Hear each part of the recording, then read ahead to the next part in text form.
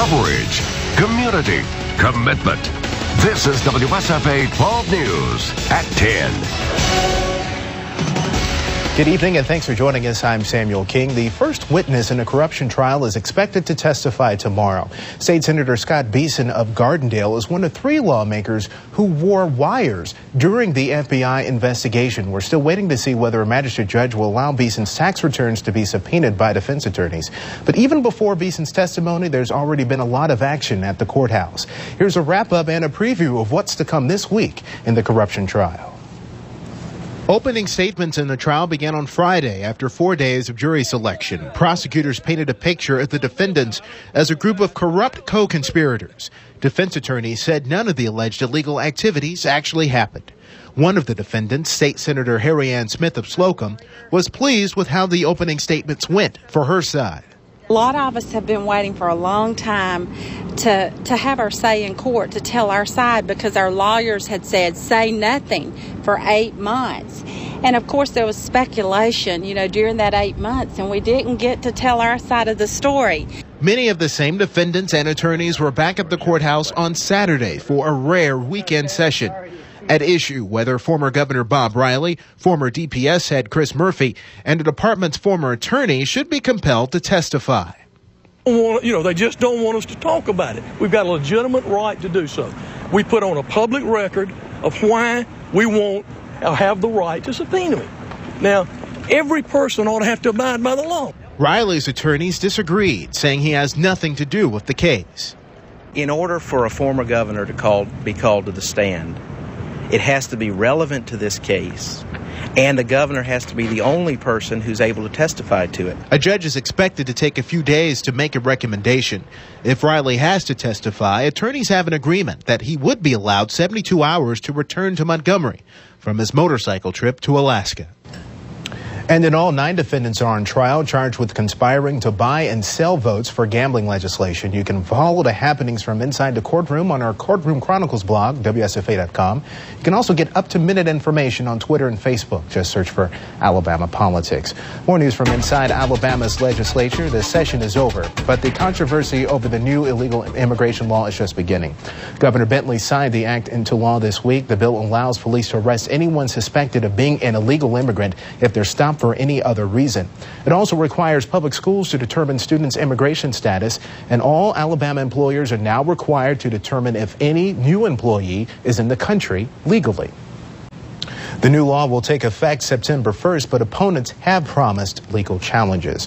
Well, we've seen it before in the city of Montgomery, then Autauga, Elmore, and Chilton counties. Now the city of Prattville has begun its own amnesty program, offering people with outstanding warrants and unpaid fines the chance to clear their name. WSFA 12 News reporter Melissa Johnson tells us why the program may help save the city money.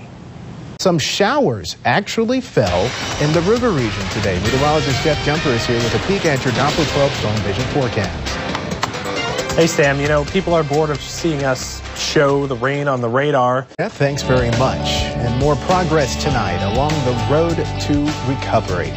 2 American Idols come home to Birmingham to show their support for the victims of the April 27th tornadoes. Ruben Studdard and Taylor Hicks performed a benefit concert tonight. Event goers said the event was great for the community and that they were happy to help the storm victims. The show was free, but fans were asked to bring canned goods that would go to local food pantries. Covering Covington County tonight, Andalusia Mayor Earl Johnson is convinced even more than ever that the city made the right move to purchase the old Springdale mansion next door to City Hall. It was almost a year ago when city leaders bought the private home for $900,000. Some residents at the time questioned whether it was the right thing to do, considering the economy.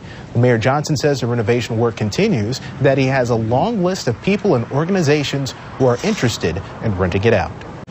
The mayor anticipates the work to be completed in about 6 weeks. Christian comedian Tim Hawkins was in the capital city today, proving that good, clean family entertainment can also be laugh-out-loud funny. The comedian performed at Fraser United Methodist Church. The church invited Elmore County tornado victims to the concert, and they even got in for free. Fraser says they sponsor performances like this as a way of bringing the community together. The proceeds from tonight's events will also go to help earthquake victims in Haiti. Covering Macon County tonight, Former Essence magazine editor-in-chief Susan Taylor was sharing the spirit in Tuskegee today. People gathered at the Kellogg Hotel and Conference Center in Tuskegee to hear Taylor's powerful message. She was the driving force behind the popular magazine for nearly 30 years. The event was in partnership with the National Cares Mentoring Program movement, which was founded by Taylor.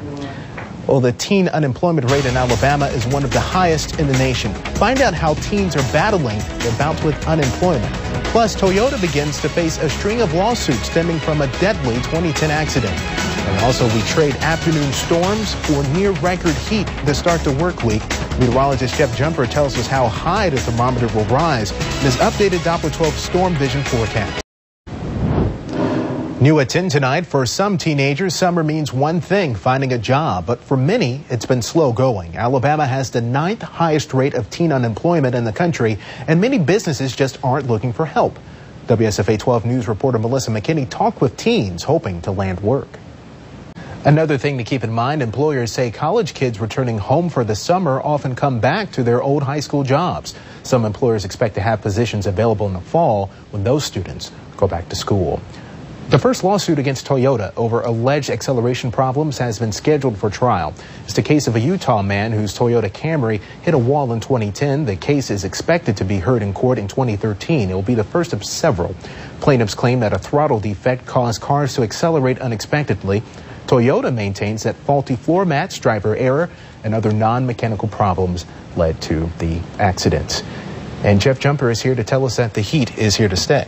Yeah, the heat is on. I think rain chances go down for a little while, and the thermometer will continue to go up. We'll talk about how hot it gets coming up right after this.